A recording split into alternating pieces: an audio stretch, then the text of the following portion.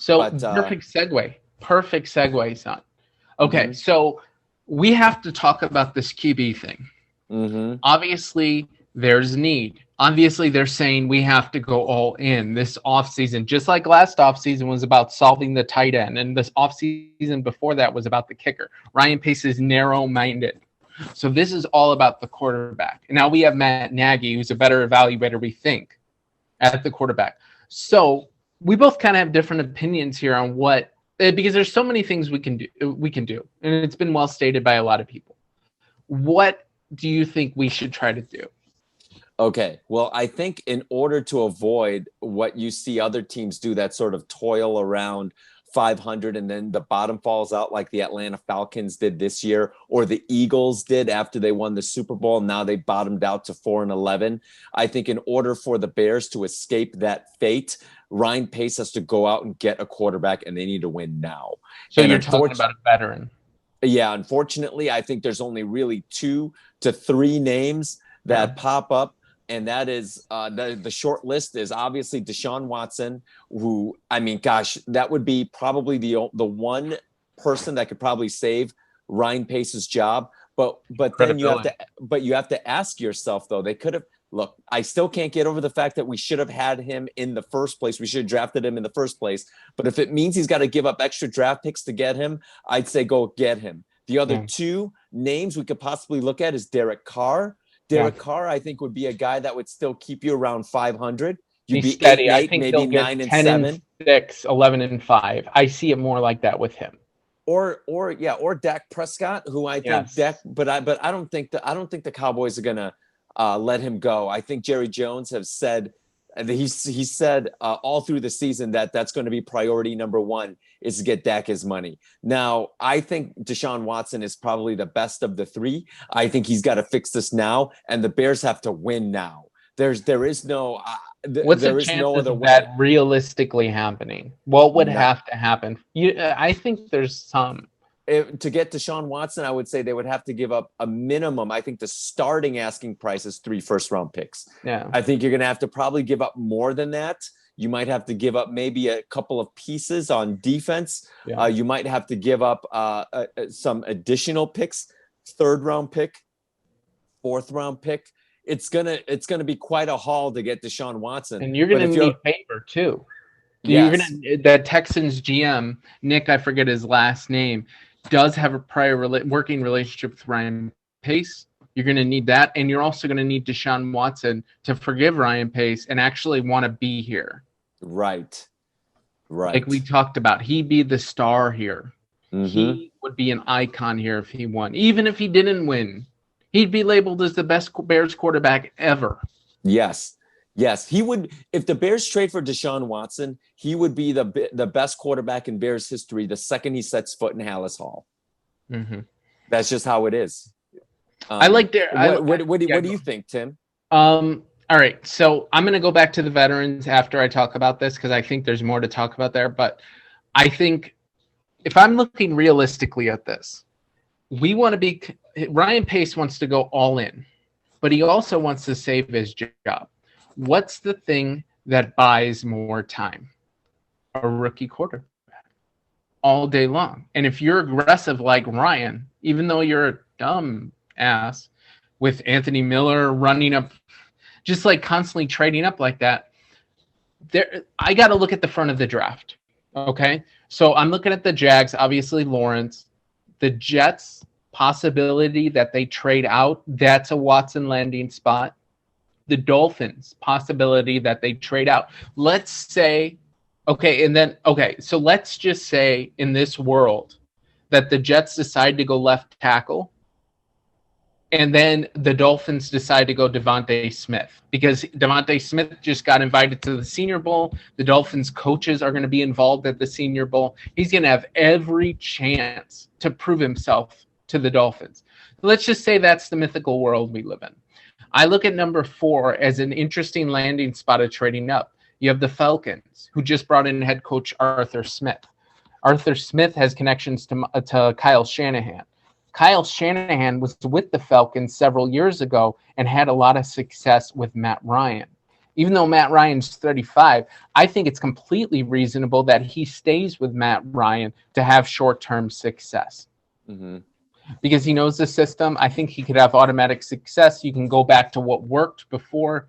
I think that's a possibility where they don't take a quarterback there.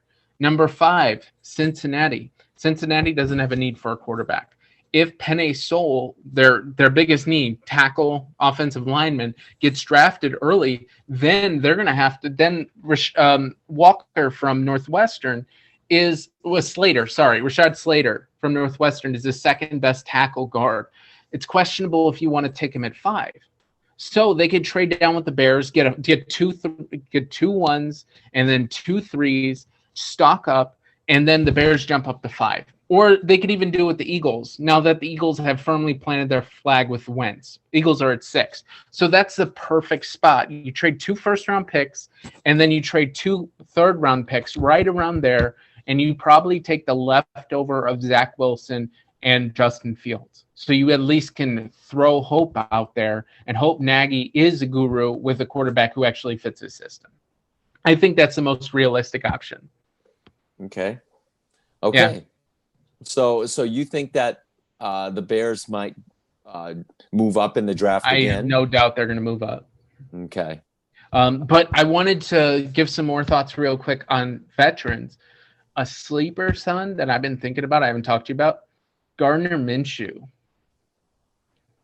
Listen, okay. Gardner Minshew is like 33 touchdowns to 7 interceptions in his 2 years working with no weapons. He has a prior connection with John DeFilippo. I think it could easily come in. Now, Minshew is like last. I want Minshew more than Garoppolo, right? But this is last option. But I'm saying keep that in mind. The prior relationship, know how to run the system, has pretty good numbers. They could justify that. Look, man, I think Uncle Rico can definitely come to the Bears, but I think he has the charisma, right? I think he can handle the Chicago market. Oh my gosh. I know. I don't know. I have a feeling Justin Fields might be our quarterback next year. That'll be fine. I mean, I would love to see that. I mean, the Bears have never really had a quarterback of his talent before. So sure. Same issues though. At this point, I want to see some change. As a Bears fan, I'd like to see some change at the quarterback position and something that at least gives us like hope, like there's a plan for the future. Not that we're just toiling in mediocrity or below or sub mediocrity just because everybody likes each other and this is the environment and culture that they created in the front office. I mean, come on. So my thought is Justin Fields going to be our quarterback. Who do you think is going to be our quarterback? I think, at least, I don't know. At this point, I have no faith in the Bears organization, but I hope that Deshaun Watson is a Bear next fall. I think in terms of veteran quarterbacks, Derek Carr is most likely. He's more likely, but we're talking about what I want, Tim. Yeah, what do you want? Dude, I'll take Deshaun Watson. Hell yeah, that's what I'm taking above all else. Yeah, but I mean, if it's Derek, but let me ask you this though: does Derek Carr inspire a lot of confidence in you as a fan that he could right the ship offensively, that he could run Matt Nagy's system? Yeah, but he's like Alex Smith on a little bit of steroids. So he's not going to get you past probably the divisional round. So you take Derek Carr. He's a little bit 3-4 year bridge, maybe 3-year bridge, while you're still looking out for that quarterback. So that's the thing. Okay. All right. So I want to give, son, as a final thing with the Bears, give me your final thoughts on the 2019 to 2020 season. I mean, it was, gosh. Definitely, it was quite a roller coaster, Tim. I think I learned a whole lot about the organization and what they see for the future in that press conference, that end of the season press conference. I don't feel good, Tim. I feel like the Bears are going to have to mortgage even more of the future to fix the present problems And that makes me nervous. And overall, I think that Ryan Pace is going to mortgage the Bears' future, and we're just going to have even worse seasons down the road. 119 million that defense, when it's clear the best defensive team got whooped against the best offensive team this weekend. So right. Well, I mean, it's I mean, that's a discussion for a different day, Tim. Yeah, I know. All right, so I'm heartbroken. Your final thoughts. I'm heartbroken. I'm in my early 30s now. I've seen one Super Bowl team. I've seen 4 to 5 playoff teams in my lifetime. It sucks, and that's why Bears playoff is just so valuable to me, because I want to see it. Like it's incredible. Like the build up to that Eagles game a couple of years ago was insane. Mm-hmm. It was just insane. I mean, I think I looked over highlights of that game all on and off all summer, because it meant so much in terms of this team. Mm-hmm. And after this year, I feel embittered. I get it why Bears fans leave the team by a little older age. They don't really watch anymore. Same mistakes over and over. It makes sense why Dick Butkus went up to, I believe, George Halas towards the end of his career, saying, "Do you even want to win?" Like this is an ongoing thing for years and years and years. I mean, 85, 63, only titles in the last 60 plus years. So it's 60 years. So there's a problem. This season was hard because there were so many momentum shifts that could have gone either way. New Orleans loss was huge. I mean, that could have easily been a win. Obviously, there's things that could have gone the other way. But the Tennessee, we could have won that game. Minnesota, I think Minnesota defined the season at home. Mm-hmm. So and then just staying with Pagano, just so frustrating. Anyway, the only thing I can think of that's good, Roquan Smith looks like a future Pro Bowler, top linebacker in the NFL. Mooney looks like a serious Deshaun Jackson number 2 receiver, and I'm glad that Matt Nagy's not calling plays. At least we think he's not. At least we think.